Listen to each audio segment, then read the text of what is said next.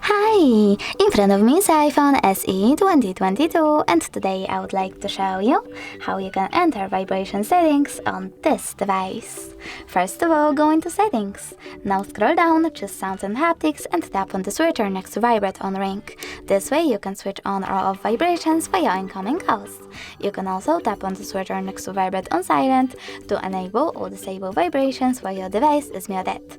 Then scroll down and pick one of those options, like ringtone.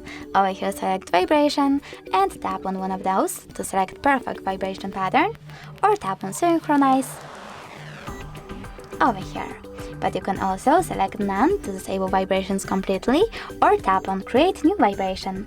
Now create your vibration pattern by tapping over here.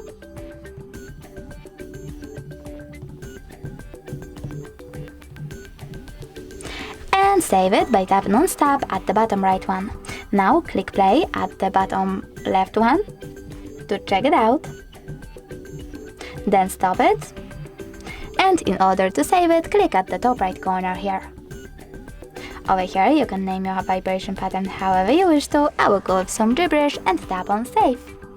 As you can see, mine was successfully created and set up.